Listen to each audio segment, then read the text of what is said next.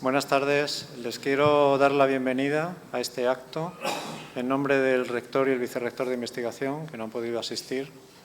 Mi nombre es Juan Antonio Caballero, soy el director del Secretariado de Investigación y les agradezco enormemente su asistencia a este acto. A continuación, tomará la palabra el presidente de la Academia Sevillana de Ciencias. Bien, buenas tardes a todos, bienvenidos a este acto de apertura de curso 2025-26 de la Real Academia Sevillana de Ciencias.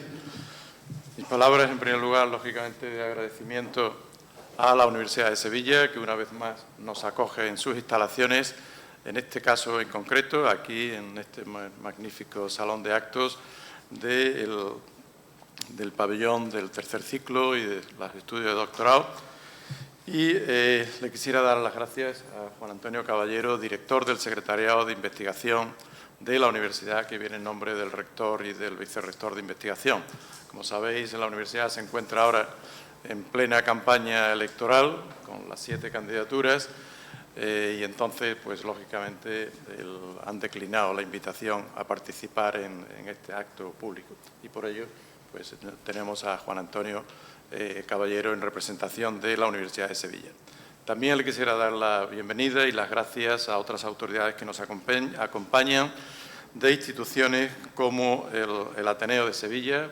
Se encuentra con nosotros su secretario general, Fernando Fabiani. Muchas gracias, Fernando. El Colegio Oficial de Químicos del Sur, su decano, Otilio Fernández, y el vicepresidente de la Fundación del Colegio Oficial de Arquitectura Técnica, Juan Manuel Macías.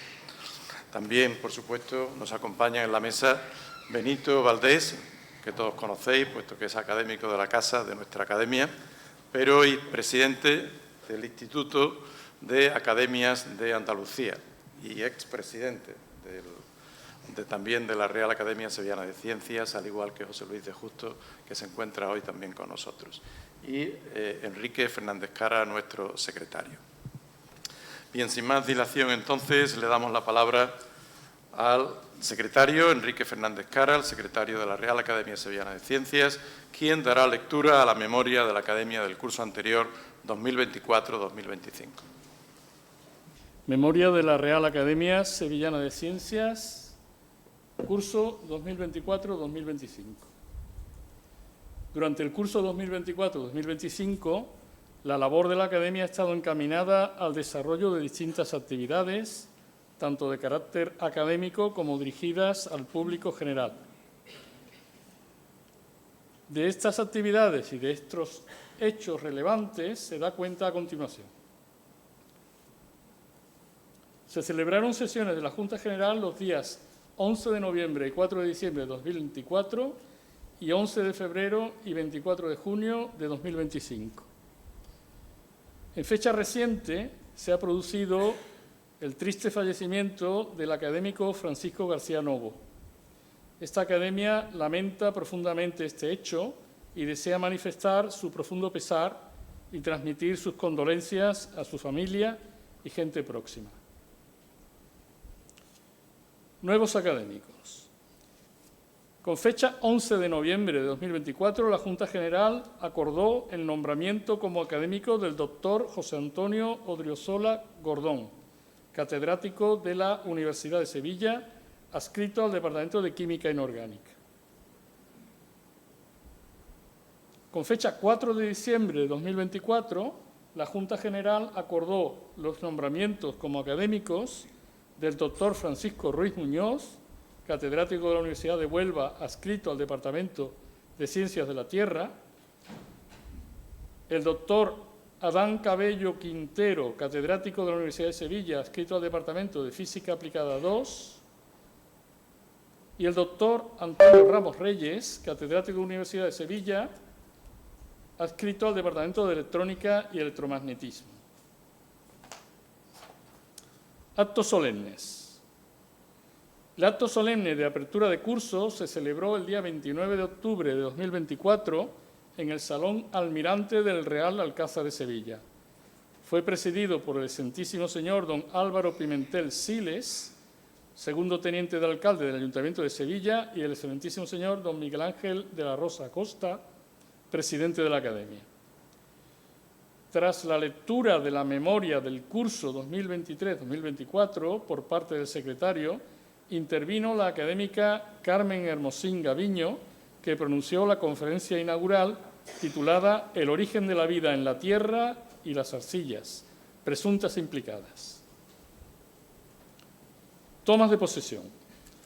El 25 de noviembre de 2024 tuvo lugar el acto solemne de toma de posesión como académico del doctor José Manuel García Fernández, que pronunció el discurso titulado «Los carbohidratos en la comunicación celular, el idioma de la vida». El discurso fue contestado por el académico Agustín Rodríguez González Elipe. El 18 de junio de 2024 tuvo lugar el acto solemne de toma de posesión como académico del doctor Aníbal Ollero Baturone, que pronunció el discurso titulado «Robots aéreos, autónomos, eficientes y seguros». El discurso fue contestado por el académico Javier Arcil Santonja. Conmemoración del 40º aniversario. Con motivo de la celebración del 40º aniversario de la creación de la Real Academia Sevillana de Ciencias, tuvo lugar el 1 de octubre un acto en el Salón Almirante del Real Alcázar de Sevilla, en el que el secretario y los últimos 3 expresidentes de la RASC hicieron un breve recorrido por su historia. A continuación, el presidente hizo entrega de sendas placas de honor a los dirigentes de las 6 instituciones siguientes en reconocimiento al apoyo recibido para la realización y difusión de actividades. Ayuntamiento de Sevilla, Universidad de Sevilla, Real Maestranza de Caballería, Ateneo de Sevilla, Fundación Cajasol y Fundación Ayesa.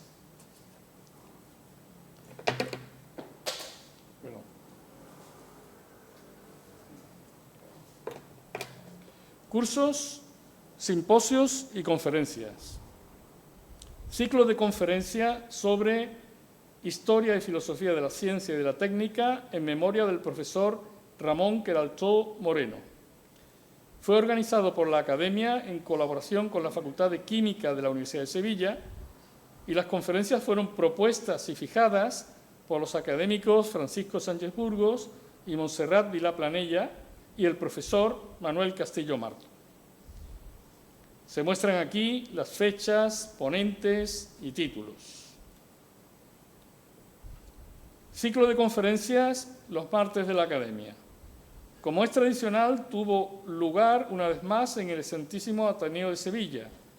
Constó de las conferencias que se muestran aquí.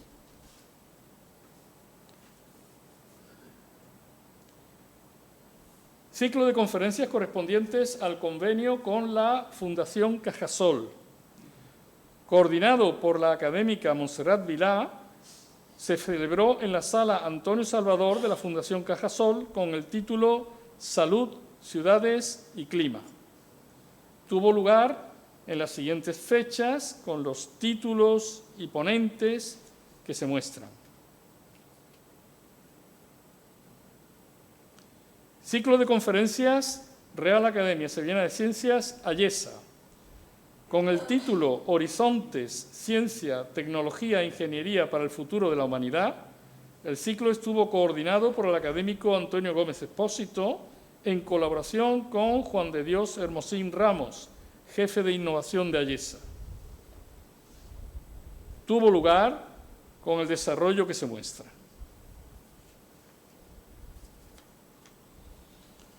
Concurso y exposición Arte y Ciencia. Con el tema La inmolación de las células, en colaboración con la Facultad de Bellas Artes de la Universidad de Sevilla, la Sociedad Española de Bioquímica y Biología Molecular y la Fundación Cajasol, tuvo lugar un concurso y una serie de coloquios en los que participaron científicos y artistas. El concurso fue seguido de una exposición en el Museo Nacional de Ciencia y Tecnología de La Coruña entre julio y noviembre de 2024 y posteriormente exposiciones en Jerez de la Frontera y Badajoz. Otros eventos. Participación de los académicos Jaime Domínguez Abascal y Antonio Gómez Expósito en la mesa redonda La continuidad del suministro eléctrico en un contexto de descarbonización, organizada por la Real Academia de Ingeniería en mayo de 2025. Participación en el ciclo Nueva Ingeniería Sevillana, organizado por la Asociación Iniciativa Sevilla Abierta, del académico Jaime Domínguez Abascal. Convenios y acuerdos de colaboración. A lo largo del curso 2024-2025, la Academia ha continuado desarrollando actividades en colaboración con varios organismos en base a los siguientes convenios. Convenio de colaboración con la Universidad de Sevilla para la organización y puesta en marcha de actividades de carácter multi e interdisciplinar y otras actividades abiertas al público general no especializado que incluirán prácticas, exposiciones, coloquios, conferencias, etc. Convenio de colaboración con la Universidad de Sevilla para promover proyectos conjuntos en los que se manifiesten e interpreten las relaciones existentes entre el arte y la ciencia. Protocolo general de actuación con el excelentísimo Ayuntamiento de Sevilla para la celebración de eventos, exposiciones, conferencias y actos de carácter académico, científico y de divulgación científica y el reconocimiento de distinciones científicas. Convenio de colaboración con la Fundación Cajasol para la organización y puesta en marcha de ciclos de conferencias y otras actividades. Convenio de colaboración con AYESA para la organización y puesta en marcha de ciclos de conferencias. Premios y menciones. Los premios a investigadores jóvenes de la Real Academia Sevillana de Ciencias y Real Maestranza de Caballería 2024 fueron convocados y resueltos a finales de año. Los premiados fueron doña Patricia Altea Manzano, por sus investigaciones en el área de la biología, en el ámbito de la investigación biomédica. Premio Real Academia Sevillana de Ciencias. Doctor Miguel Anaya Martín, por sus investigaciones en el área de física referidas al desarrollo de materiales fotónicos. Premio Fundación Real Maestranza de Caballería de Sevilla. Y doctora Maritania Silvero Casanova, por sus investigaciones en el área de matemáticas en el campo de la teoría de nudos. Premio Fundación Real Maestranza de Caballería de Sevilla. La entrega tuvo lugar el 17 de junio de 2025 en la sede de la Real Maestranza. Premio San Alberto 2024 a la mejor tesis doctoral en biología de la Universidad de Sevilla. Este premio fue convocado en septiembre de 2024. El comité evaluador estuvo compuesto por representantes de la Academia, del Vicerrectorado de Investigación de la Universidad de Sevilla y de las 4 facultades de ciencias de esta universidad.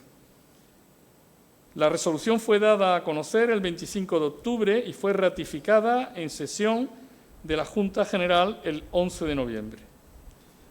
La premiada fue la doctora Gema Martínez Lais, doctora por la Universidad de Sevilla, autora de la tesis doctoral Bridging Gaps for Preventive Management of Marine Invasions Associated to the Recreational Boating Vector, Vector Assessment, Baseline Surveys and Social Perception, hacia una gestión preventiva de las invasiones marinas asociadas a la navegación de recreo, evaluación del vector, monitoreo y percepción social, defendida en la mencionada universidad el 18 de febrero de 2022. La entrega tuvo lugar el 28 de noviembre de 2024 en el acto académico conmemorativo de la festividad de San Alberto Magno en la Facultad de Biología.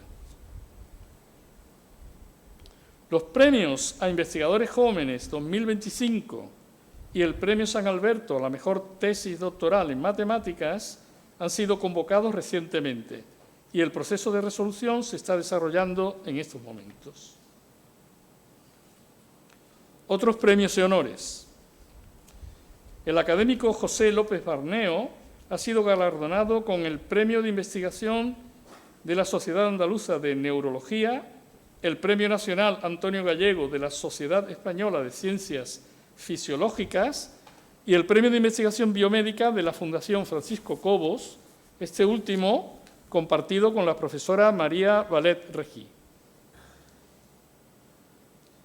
El académico José Luis Manzanares Japón ha sido distinguido con el Premio Nacional de Ingeniería Civil 2025, el Premio Empresarial Círculo 500 a la proyección internacional del Círculo Mercantil e Industrial de Sevilla y el Premio a la Trayectoria Profesional de la Fundación Caminos del Colegio. El académico Andrés Aguilera López ha sido galardonado con el Premio Nacional de Investigación 2025 en la modalidad Ramón y Cajal en Biología. El académico Antonio Gómez Expósito ha sido nombrado profesor visitante distinguido en la Tsinghua University en China. El académico correspondiente Abelino Corma ha sido galardonado con el Premio Fundación BBVA Fronteras del Conocimiento en su edición número 17. El académico Miguel Ángel de la Rosa Acosta ha sido galardonado con el Premio Fama 24-25 de la Universidad de Sevilla.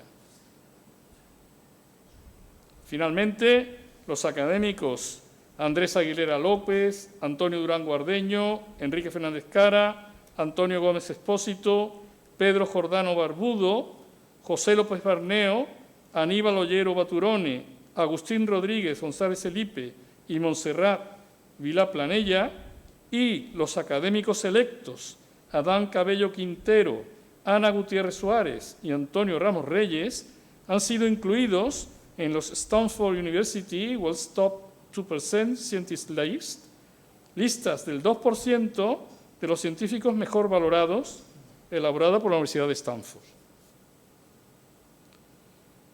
La Academia muestra sus agradecimientos a la Universidad de Sevilla, en particular las Facultades de Ciencias y la Facultad de Bellas Artes, el excelentísimo Ayuntamiento de Sevilla, el excelentísimo Ateneo de Sevilla, la Real Maestranza de Caballería de Sevilla, la Fundación Cajasol, la Fundación Ayesa y otros organismos y sociedades.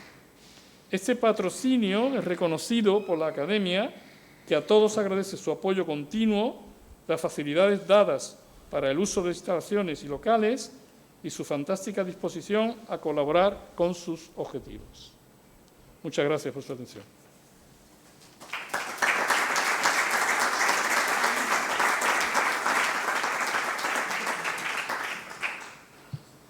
Bien, muchas gracias, Enrique, señor secretario.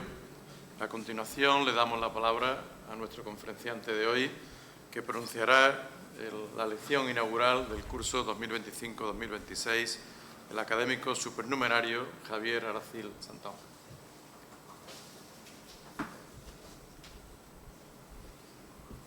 Señor presidente de la Academia, autoridades que nos presiden, académicas y académicos, amigos todos. Hace pocos meses pasé a la condición de académico supernumerario. La edad es implacable. La presidencia de la Academia ha tenido la deferencia de invitarme a pronunciar la conferencia de apertura de curso, lo que le agradezco profundamente a él y a todos los miembros de la Junta de Gobierno que apoyaron su iniciativa.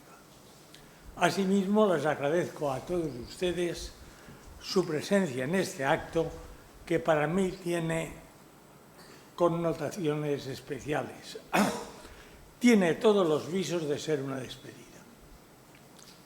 El título de la conferencia contiene conceptos que están citados en un orden que respeta su antigüedad y no por razones de supuesto prestigio intelectual. El relato que quiero compartir con ustedes esta tarde comienza a finales de los años 50 del siglo pasado en la industriosa y empinada ciudad de Alcoy, cuando una vez terminado el bachillerato yo empezaba a plantearme mis estudios superiores. Dudaba entre estudiar para ser matemático, físico o ingeniero. Durante el bachillerato me había atraído mucho la ciencia, en especial las matemáticas, gracias a un profesor excelente que supo estimular en mí esa predilección. En aquellos tiempos se consideraba que un ingeniero debía saber muchas matemáticas. En los viejos y duros ingresos en las escuelas del entonces llamado Plan Antiguo, las matemáticas, al menos los problemas, ocupaban un papel central, a semejanza de lo que ocurría en las grandes écoles francesas que habían servido de inspiración a las escuelas de ingenieros españolas. Al final, y tras los titubeos propios de la edad, me incliné por ingeniero industrial.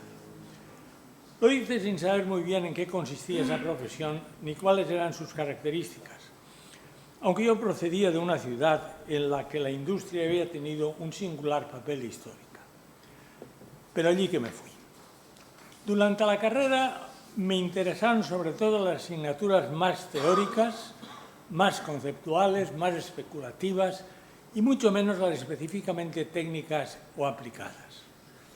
Mis aspiraciones estaban más cerca de la vida académica que del ejercicio de la ingeniería, como de hecho sucedió luego en mi vida profesional. Pero en las escuelas de ingenieros de aquellos años eso era poco común. No existía administrativamente la dedicación exclusiva, ni se habían hecho aún tesis doctorales. No se practicaba la investigación en ingeniería en esos centros. Apenas terminé la carrera, en junio de 1965, me incorporé al profesorado de la Escuela de Madrid y me dediqué de lleno a realizar una tesis de doctorado, lo que hice compatible durante más de un año con un puesto en el Servicio de Estudios del Ministerio de Industria que contribuía a suministrarme el sustento. El título de doctor ingeniero se había creado poco antes con la Ley de Reforma de las Enseñanzas Técnicas de 1957, impulsada por Gregorio Villán Balbán. Por ello, formé parte de los primeros doctores ingenieros en nuestro país. La fortuna quiso que mi tesis fuese la primera que se leyó en la escuela que acabo de mencionar. Eso me llevó muy pronto a ser catedrático de la Escuela Técnica Superior de Ingenieros Industriales de Sevilla, que se había creado unos pocos años antes. Fui el primer numerario de la escuela y durante bastante tiempo el único. Poco después fui nombrado director. Imaginen la situación. Un centro nuevo, sin profesores numerarios, lo que era visto como gran deficiencia en el resto de la universidad, que, por otra parte, no entendía bien qué eran los ingenieros y cómo había que formarlos. Lo que no era de extrañar, la ingeniería había estado históricamente al margen de la Universidad Española, a la que se pretendía integrar las enseñanzas técnicas en aquella época. La ingeniería era, hasta cierto punto, una herencia de la Ilustración de finales del siglo XVIII. Sin embargo, en los años 50 del siglo pasado, el título de ingeniero mantenía su enorme prestigio social. Muchos jóvenes soñaban con alcanzarlo, si bien el ingreso era muy exigente y dejaba a muchos en una situación difícil si no lo lograban. La integración de la escuela en la Universidad de Sevilla no fue sencilla. Recuerdo que cuando yo era director, en los descansos de la Junta de Gobierno, no faltaba quien me preguntase con una sonrisa burlona: ¿eso de la ingeniería tiene entidad? Para la mayoría no era más que ciencia aplicada sin valor propio. Este tipo de comentarios y el hecho de dirigir un centro donde se formaban ingenieros me empujó a tener que reflexionar sobre la especificidad de la ingeniería y sobre su historia. En la escuela donde había estudiado no se trataban esas cuestiones. Se ponía el énfasis en lo práctico, en lo técnico, la reflexión sobre lo que definía la ingeniería y sobre el sustrato cultural en el que florecía era casi inexistente. En todo caso, se daba por sentada su excelencia, ya que el prestigio social de la profesión era argumento suficiente para avalar ese juicio. Pero la duda estaba en el aire en los medios universitarios tradicionales. Recuerdo una conversación que tuve en los años 80 a petición suya con el entonces secretario de Estado de Universidades en el Ministerio, en Madrid. Era físico de formación. Me planteó si no habría que suprimir en las escuelas de ingenieros industriales las ramas clásicas de la ingeniería industrial, mecánica, eléctrica y química, y trasladarlas a las facultades de ciencias. En las escuelas, según su propuesta, solo quedaría la organización industrial. Aquello no prosperó, pero refleja bien el ambiente de la época. Todo ello me llevó a la conclusión de que los ingenieros debían hacer un gran esfuerzo para contribuir a la cultura intelectual con aportaciones donde lo técnico se ensalzase para instalarse en el lugar que le correspondía en la aventura humana. Estas cuestiones me empezaron a ocupar en aquella época que, por otra parte, fue muy agitada, entre otras cosas en lo relativo a la formación de los ingenieros en nuestro país, que se pretendía desde el Ministerio que se incorporaran al sistema universitario convencional. En Sevilla, el fenómeno tuvo características especiales por las circunstancias que habían presidido la creación de la escuela aquí ubicada. El caso es que a finales de los 70 y principios de los 80 se produjo en la Escuela de Sevilla un fenómeno singular.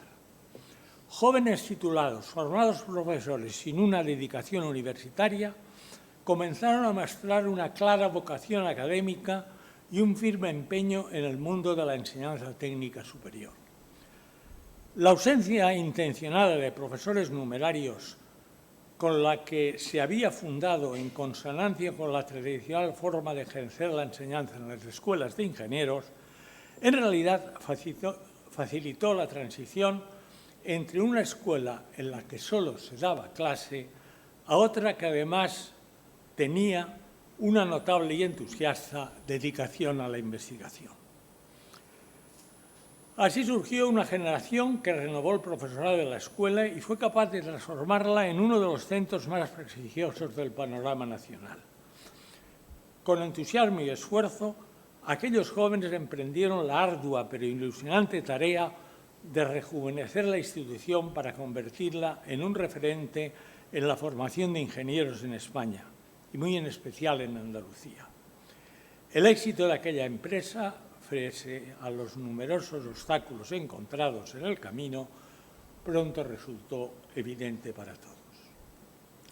Todo esto me llevó a dedicar buena parte de mi reflexión a pensar en lo peculiar de la ingeniería y más ampliamente de la técnica. Y digo técnica con especial énfasis porque me resisto a usar el anglicismo tecnología como sinónimo de técnica. Y no digamos de la horripilante voz tecnólogo que emplean con frecuencia algunos amantes de las modas para referirse a los ingenieros, creyendo que los halagan. No en vano, donde se forman los ingenieros, entonces y ahora, es en escuelas técnicas superiores. La técnica ocupa un lugar primordial en el proceso de hominización.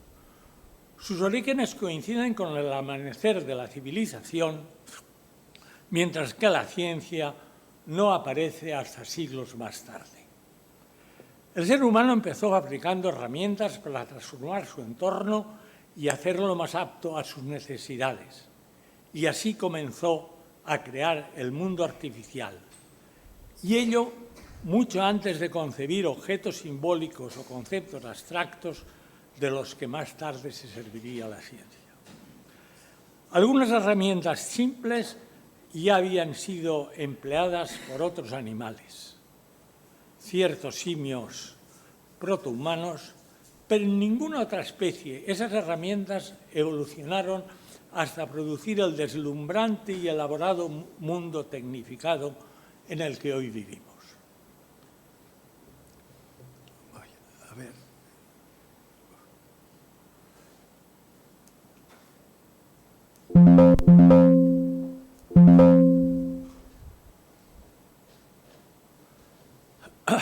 Un sencillo mazo multiplica la fuerza del brazo.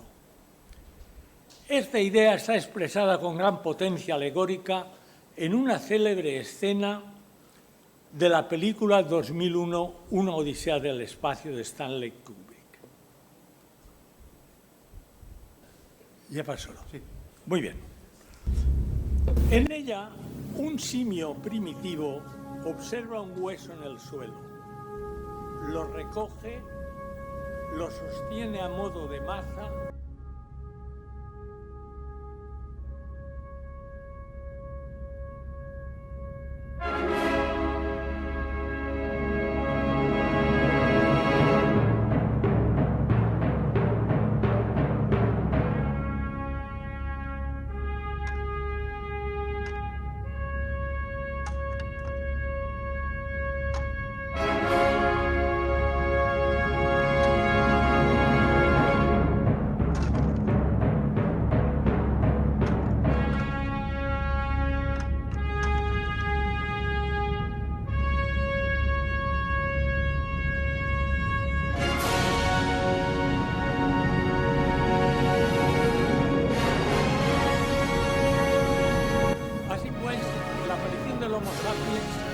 está estrechamente ligada al advenimiento de la técnica.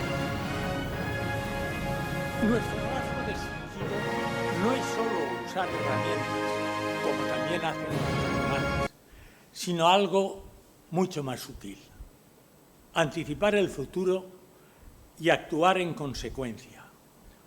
Un chimpancé usa una ramita para cazar termitas, pero no la guarda para otra ocasión. El ser humano sí.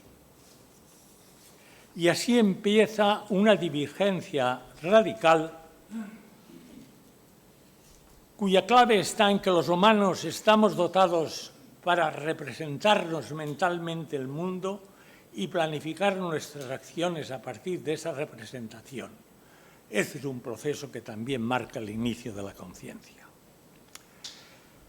La secuencia concepto, modelo y artefacto describe, en cierto modo, el itinerario de la razón técnica, cómo una idea abstracta se convierte en una realidad material que se incorpora al mundo real. El concepto es el punto de partida, una forma de pensamiento que da sentido y organiza la experiencia. Términos como campo, energía, fuerza o información no describen objetos, sino formas de conexión. Por eso su valor es operativo. No solo nombran, sino que hacen posible calcular, anticipar y transformar. Pero un concepto aislado no basta. Los conceptos necesitan articularse en modelos para adquirir poder explicativo y operativo. El modelo es una construcción intermedia.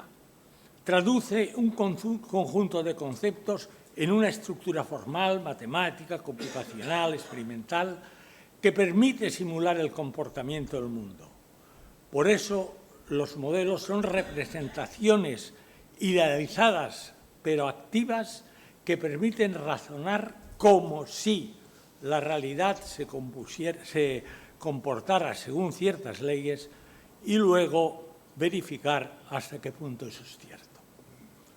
En ingeniería, los modelos tienen además un carácter proyectivo.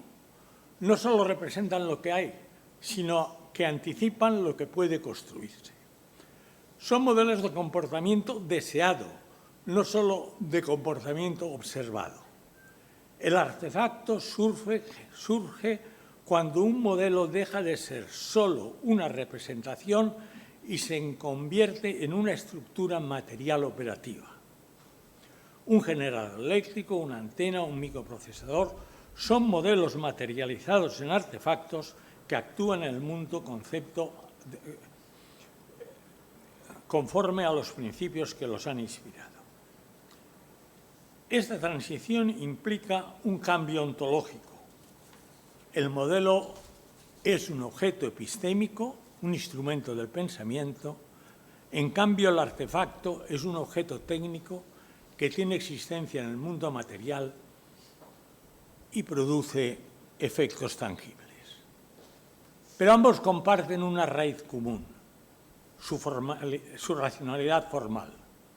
En esa transición, el ingeniero tiene una actuación radical. Vivimos en un mundo artificial, construido con el concurso de la técnica. Si miramos a nuestro alrededor, vemos que casi todo lo que nos rodea son artefactos, fruto del inagotable afán humano por crear y transformar. Ese entorno fabricado origina y amplía posibilidades inéditas, pero también tiene efectos secundarios, como la degradación ambiental y la pérdida de ecosistemas vírgenes. Aún así, nuestra sociedad depende de él y no podemos retroceder al mundo silvestre de hace unos pocos cientos de miles de años. La técnica nació con nuestros antepasados que tallaban piedra, cazaban, recolectaban, construían refugios y empezaban a dominar el fuego. La transmisión de esos progresos gracias al lenguaje favoreció la cooperación y está en el origen de la humanidad. Se inició entonces un proceso de acumulación técnica y cultural que nos ha llevado hoy al entorno artificial en el que se desenvuelve nuestra vida. Ortega lo expresó con claridad. El Homo faber, nombre más simbólico que biológico, pero con el que los ingenieros nos sentiríamos más cómodos, inventa y fabrica un mundo artificial, una sobrenaturaleza la llamó él. Y cuando la técnica exige dirigir y coordinar grandes y complejas obras, surge su forma superior, la ingeniería, de la que Ortega dijo que es la técnica por antonomasia. La historia de la civilización es en gran medida la historia de ese mundo artificial.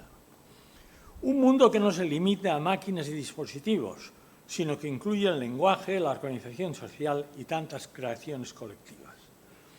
Pero aquí me ocuparé únicamente del mundo artificial formado por artefactos, producto de la técnica, con los que más tarde aparece la ciencia.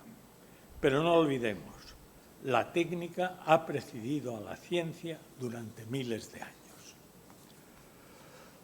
Lo que proyectan los ingenieros está hecho de componentes que son, con frecuencia, estudiados por los científicos. Pero mientras la ciencia busca entender el porqué de las cosas, la ingeniería se concentra en hacer artefactos dotados de utilidad que transforman en más llevadera la vida humana. Durante los últimos tiempos, en ciertos medios se ha considerado que la ciencia era superior a la técnica, que se ocupa solo de hacer cosas útiles de apariencia trivial, pese a la cual hoy es evidente su interdependencia. La ciencia se beneficia de instrumentos y métodos técnicos y la ingeniería se alimenta de los descubrimientos científicos.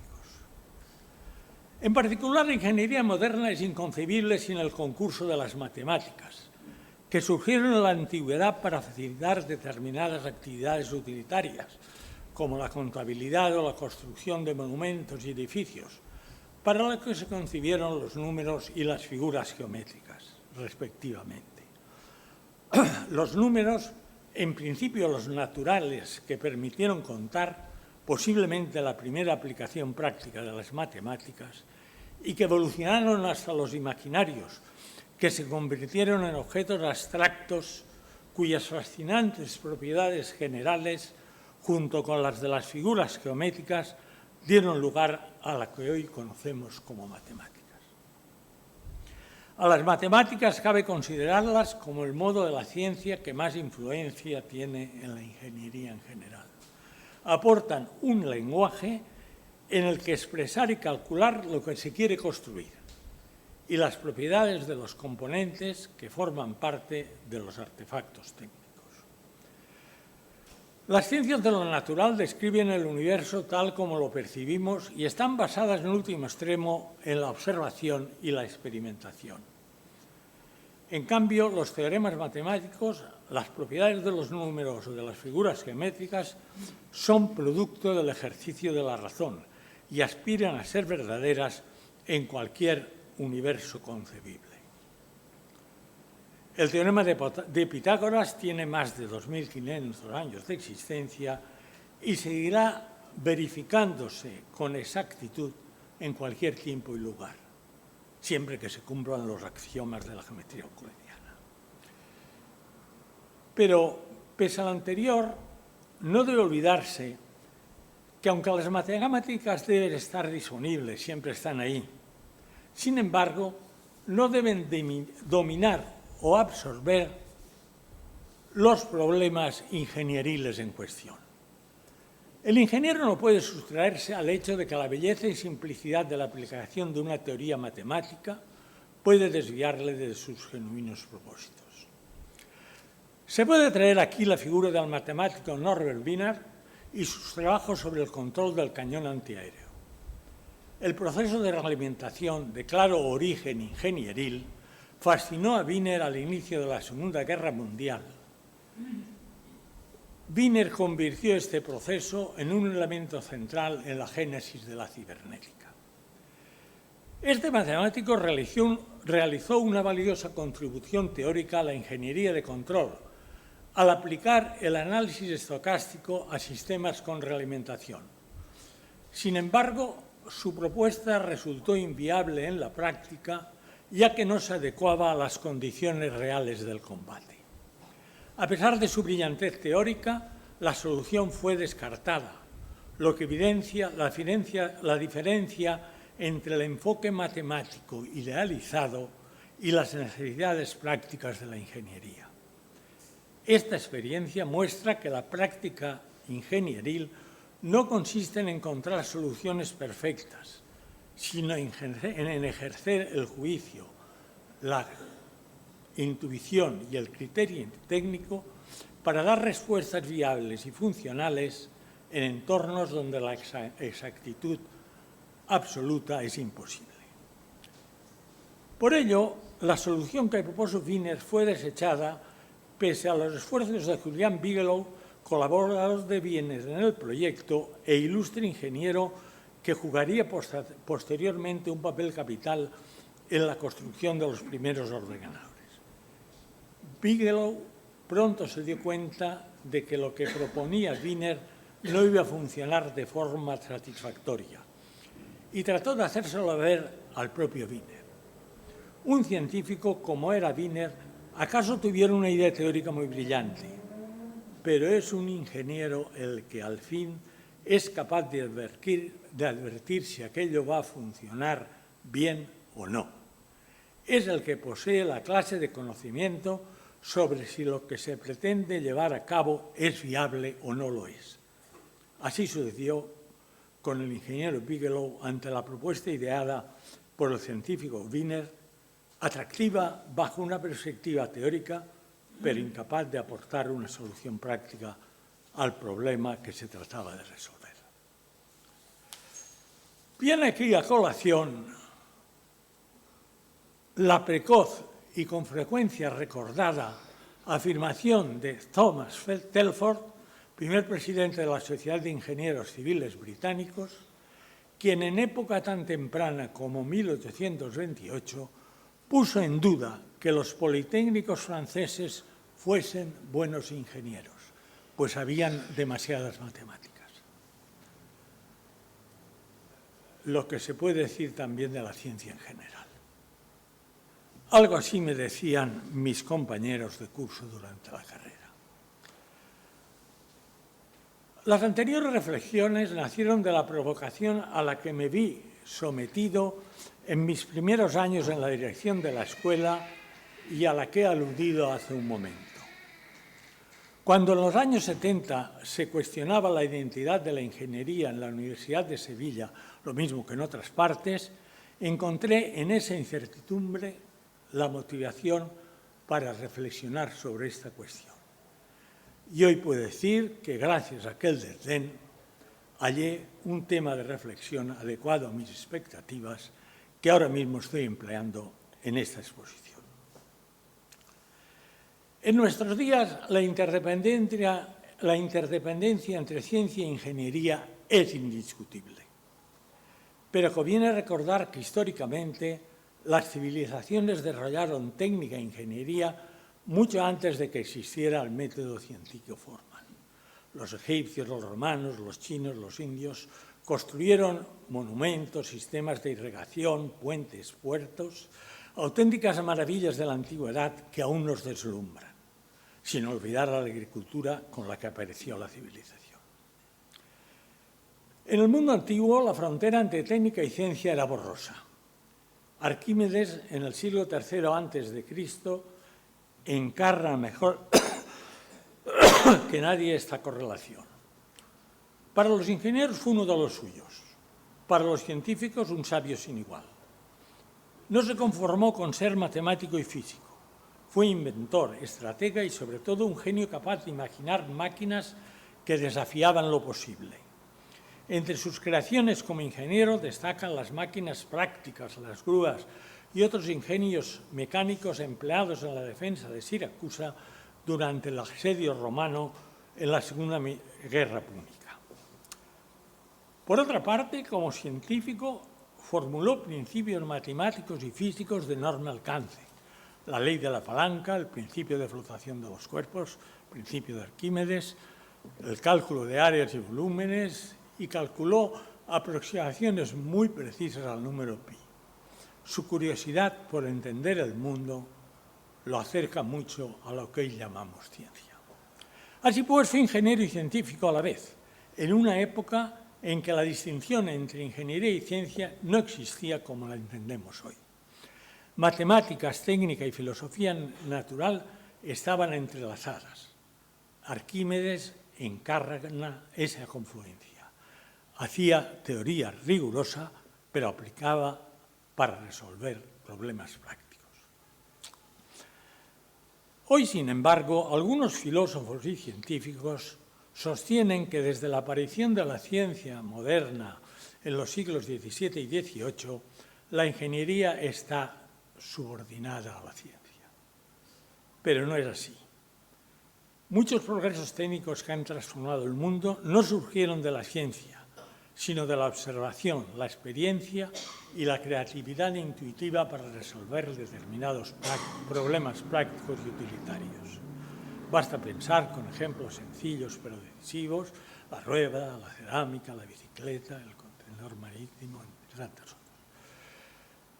Todos ellos y tantos otros muestran cómo la intuición y la experiencia práctica han sido los motores fundamentales de la innovación técnica. Todos ellos y tantos otros muestran cómo la intuición y la experiencia práctica han sido los motores fundamentales para la innovación técnica. Y si consideramos invenciones mucho más elaboradas, ocurre lo mismo. Por ejemplo, la máquina de vapor, ese invento portentoso que dio origen a la revolución industrial y con ella al mundo moderno, pero que tuvo que esperar medio siglo para que se explicase su funcionamiento con recursos científicos, para lo que se fundó la termodinámica, cuando las máquinas de vapor llevaban decenios en explotación intensiva. El telégrafo abrió la era de la transmisión y procesamiento de la información, que acabaría desembocando en los ordenadores. A comienzos del siglo XX, la electrónica inauguró una nueva etapa en el procesamiento de la información. Tras la Segunda Guerra Mundial, el transistor sustituyó a las válvulas de vacío. Era más pequeño, más rápido y eficiente. Y con ello comenzó una época completamente nueva. De ahí nace una línea clara. del telégrafo al ENIAC, el primer ordenador electrónico. El ENIAC fue, ante todo, una proeza de ingeniería electrónica. Solo después, científicos como John von Neumann propusieron innovaciones que dieron lugar a la informática contemporánea. En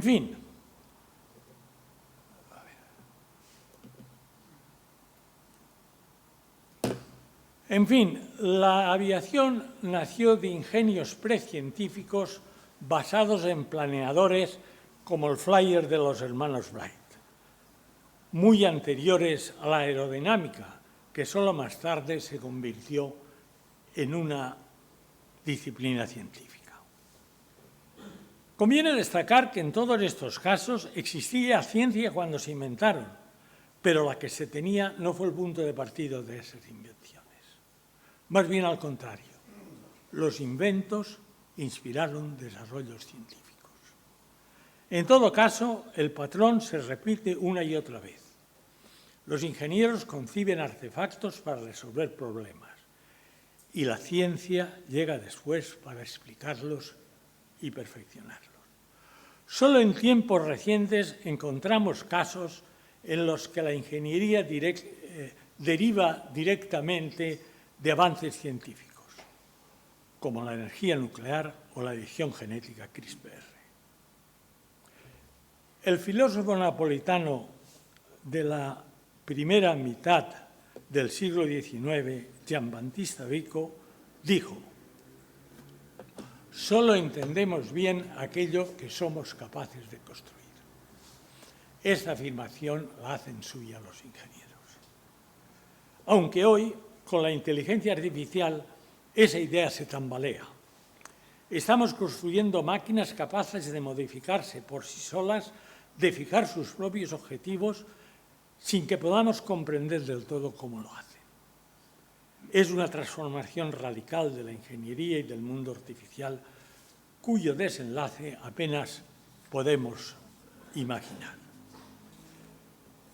En todo caso, la conclusión es clara. Aunque la ingeniería actual esté profundamente impregnada de ciencia, no se origina en ella. La ingeniería no ha sido ni es un simple corolario de la ciencia. Identificar la ingeniería con la aplicación de teorías científicas es ignorar su núcleo definitorio. Lo que define a la ingeniería es un acto de creación, el proyecto, la invención, el acto creativo de síntesis que convierte ideas en artefactos con los que solucionar problemas concretos reales. De modo que un artefacto, resultado de integrar distintos componentes, funcione de acuerdo con lo previsto para resolver esos problemas. Estudiar las propiedades de los materiales que forman un artefacto puede ser tarea de la ciencia, pero proyectarle y sacarle provecho es cometido de la ingeniería. En efecto, la ciencia no prescribe cómo se integran los componentes de un artefacto. Eso corresponde a la labor propia y creativa del ingeniero. Así pues, el ingeniero no se limita a aplicar saberes científicos previos. Imagina, combina experiencia y criterio técnico y concibe soluciones originales a problemas concretos.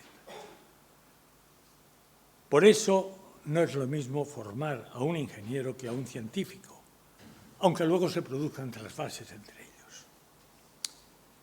Su tarea esencial, la del ingeniero, es hacer posible lo realizable.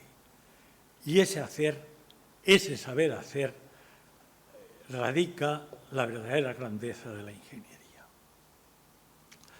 Los éxitos prácticos son los que la validan.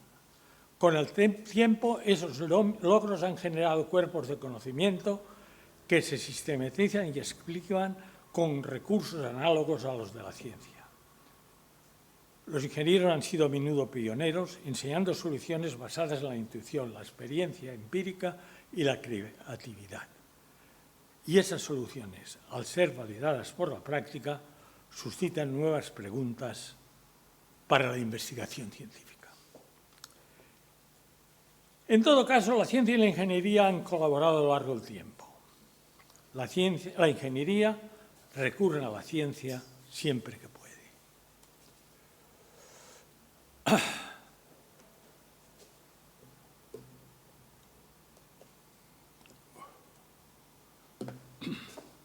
Para el ingeniero, lo primero es la utilidad. En este diagrama se representa... La labor del ingeniero conduce a artefactos, a aplicaciones directamente. Y en su caso, puede que esas aplicaciones den lugar a publicaciones. Pero después, lo principal en su labor son los artefactos. Mientras que el científico, lo fundamental son las publicaciones. Es decir, ese conocimiento que alcanza y que transmite a través de publicaciones. Y de estas publicaciones puede que se desprendan aplicaciones luego. Es decir, que la principal diferencia entre ingeniería y ciencia radica en sus motivaciones y en cómo abordan los problemas. Pero, sin embargo, las dos forman parte, ciencia e ingeniería, forman parte de un continuo. Se puede concebir un continuo, un espectro continuo, que va desde la ingeniería a la izquierda a la ciencia a la derecha. En la parte izquierda, la utilidad prevalece sobre la curiosidad. Es decir, el ingeniero, sobre todo, busca la utilidad. Mientras que el científico, sobre todo, busca la curiosidad. Y aquí se expresan en unas figuras dos curvas sigmoidales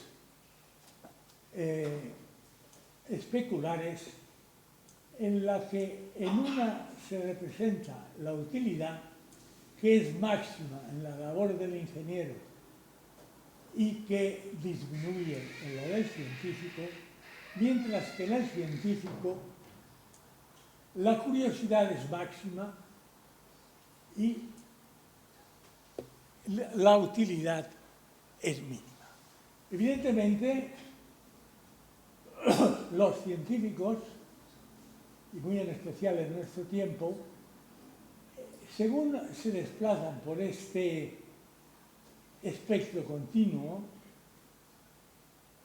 van empezando a tener en cuenta la utilidad frente a la curiosidad.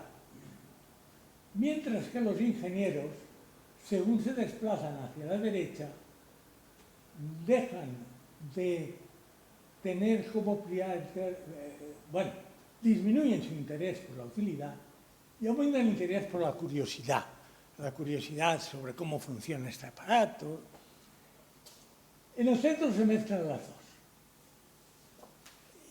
En el centro es donde se produce una investigación mixta en la que coexisten ingenieros y científicos, pero conservando cada uno de ellos las características que definen de su trabajo.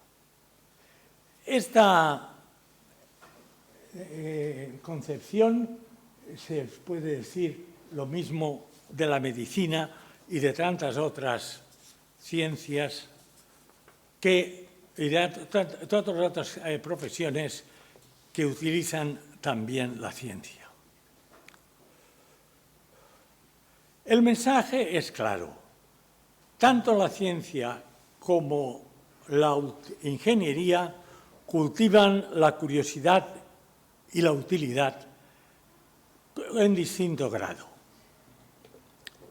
El ingeniero da prioridad a la utilidad con la curiosidad como complemento. El científico, en cambio, sitúa la curiosidad en primer plano y relega la utilidad a un papel secundario. De hecho, muchos científicos trabajan en aplicaciones inmediatas y adaptan también la utilidad como objetivo prioritario. Pero entonces, ¿siguen siendo científicos o se convierten en híbridos? Unos y otros han contribuido y contribuyen a crear el mundo artificial, pero con métodos diferentes, adecuados en cada caso al objetivo principal que los define. De este modo se cierra el círculo. La ingeniería no solo se apoya en el saber existente, también lo transforma, lo amplía y lo devuelve a la ciencia para que lo reelabore.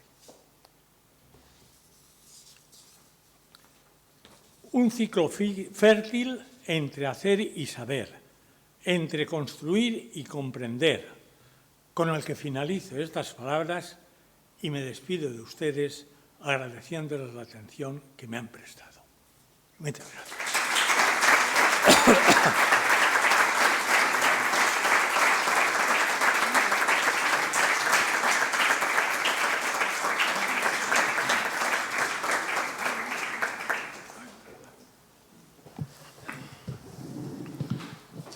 Muchas gracias, Javier, por tu magnífica disertación de inauguración de curso que nos deja sobre todo estas últimas reflexiones acerca de la ingeniería y la ciencia, que sobre todo con los métodos de financiación actuales, no siempre la curiosidad es el motor fundamental del científico.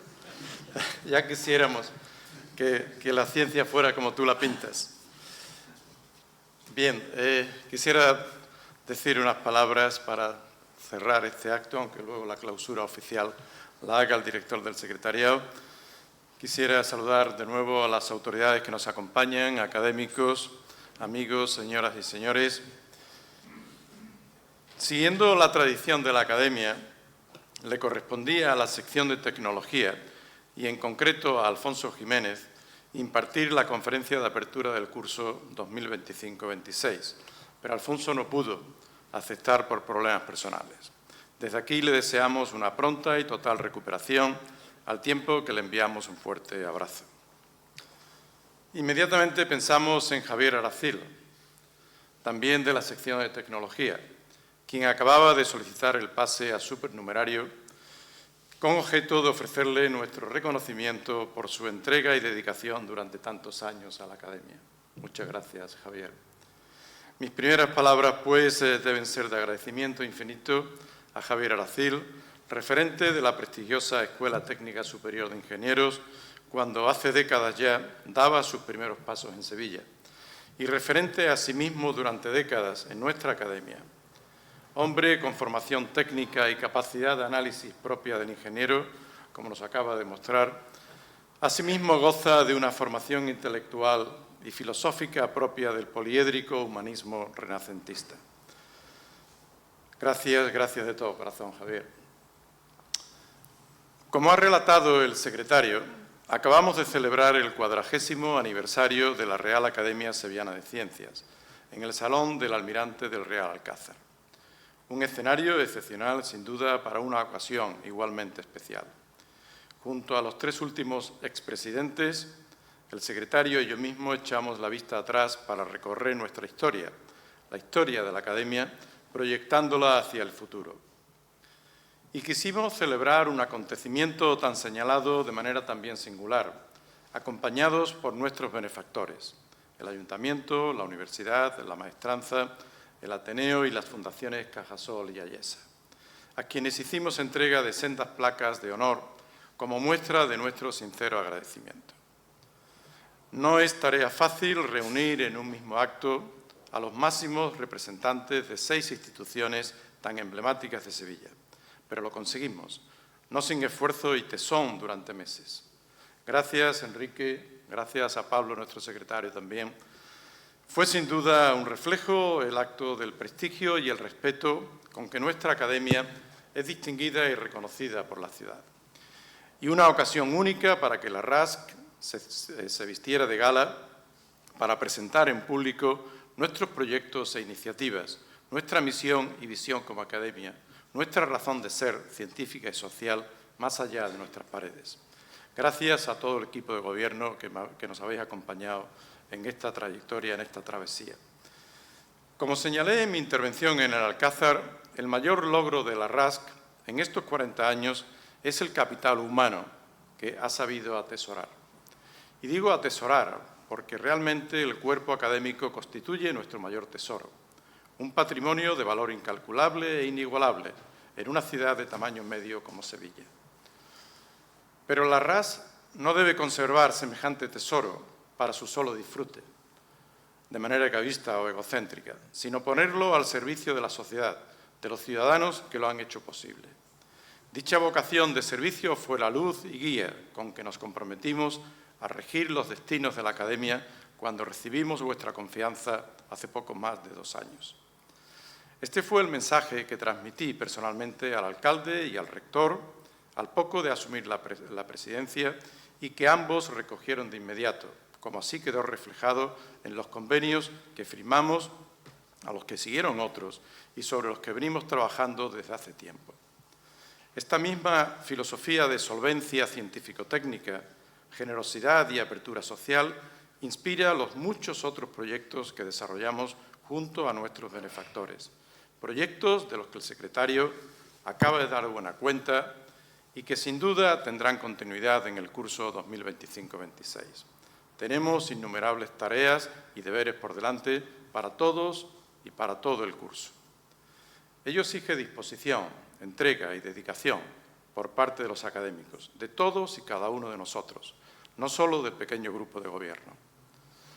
Solo con una actitud proactiva y un verdadero espíritu de trabajo en equipo, la Academia podrá cumplir con sus compromisos hacia la sociedad y con los benefactores que confían en nosotros y nos brindan su apoyo. Somos científicos, como nos acaba de demostrar Javier Arcil, y por tanto entendemos mejor que nadie la ecuación que indica que el trabajo, la energía producida, es el resultado de multiplicar la potencia por el tiempo. Una máquina genera más energía cuanto mayor es la potencia de su motor y más tiempo permanece funcionando o en funcionamiento. Utilizando este símil y con ánimo de inculcar en mis alumnos la cultura del esfuerzo, suelo recurrir cada año, el primer día de clase, al comienzo de curso, a una comparación sencilla, la de 2 coches de potencia desigual, un Ferrari de competición y un pequeño Smart utilitario urbano. Y les pregunto, ¿cuál de los 2 llegará antes a Sevilla desde Madrid, por ejemplo? La respuesta es inmediata entre los alumnos y unánime. No hace falta que os diga cuál. Entonces les respondo, sí, llegará antes el Ferrari, siempre que esté en marcha, con el depósito lleno y funcionando. Pero si permanece en el garaje parado y sin combustible, llegará antes el pequeño utilitario. Concluyo, pues, animándoos a poner en marcha la fantástica escudería de la RASC, todos a una, con el depósito pleno de ilusión y el motor a toda revolución. No defraudemos a nuestros benefactores ni a la sociedad que tanto nos necesita. Inauguramos el nuevo curso 2025-2026. Muchas gracias.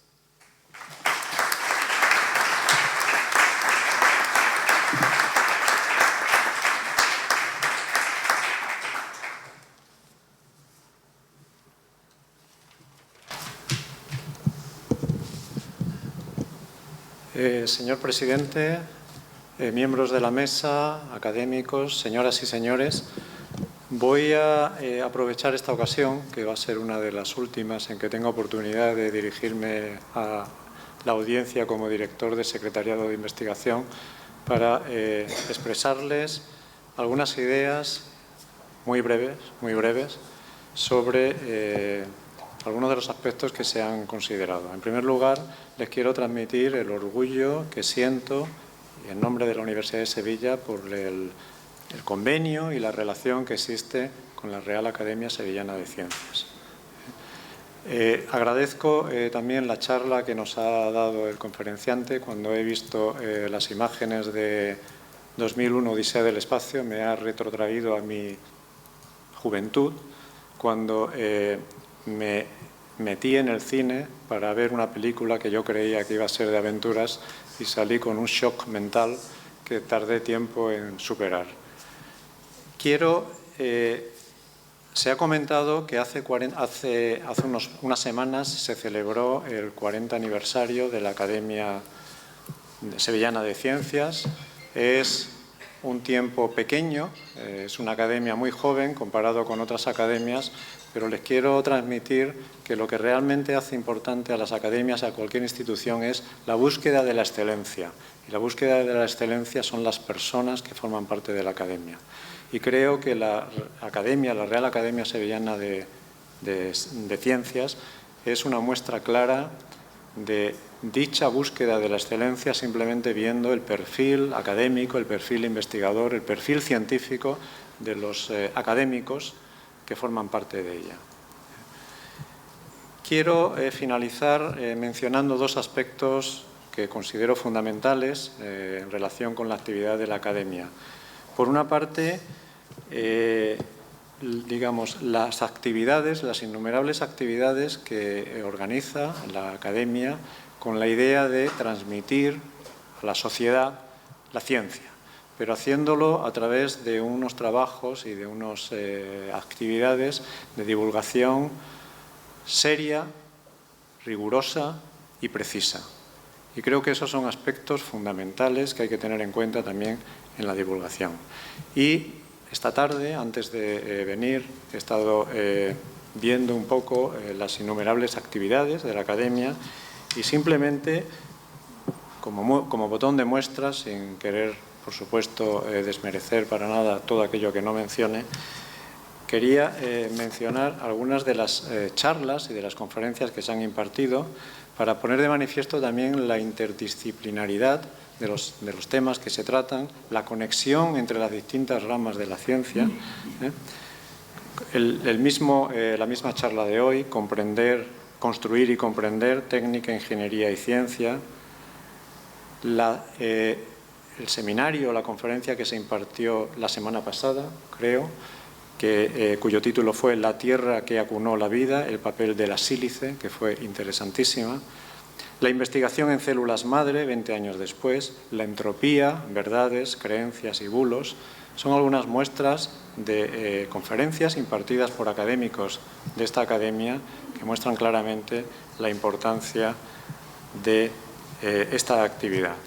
El aspecto de la conexión directa, siempre termino diciendo prácticamente lo mismo, pero cómo explicar un proceso biológico sin echar mano de los procesos químicos que hay detrás de ellos.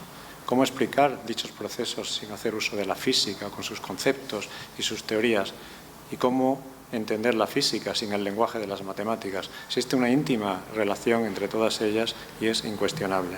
El otro aspecto que quería mencionar es las actividades de impulso y apoyo que la Academia de Ciencias establece, sobre todo con los jóvenes investigadores, a través de los premios de investigación, a través de las jornadas en las cuales se reúnen dichos investigadores jóvenes, a través de los premios convocados a las mejores tesis. Creo que es una muestra del impulso y del apoyo de la Academia por la formación, por los jóvenes investigadores y, en definitiva, por el futuro. Y para terminar, el año pasado, hace un año aproximadamente, se impartió dentro de, creo que fue también este acto, una conferencia cuyo título fue La importancia de la ética y la integridad en toda investigación científica, que fue conferencia que fue impartida por el profesor Lluís Montoliu. Quiero terminar con estas palabras porque la ética y la integridad es fundamental, esencial y para mí vital. Y me gustaría terminar con estas palabras. Les agradezco a todos ustedes su presencia aquí y les doy el final, digamos, la clausura en nombre de la Universidad de Sevilla. Muchas gracias.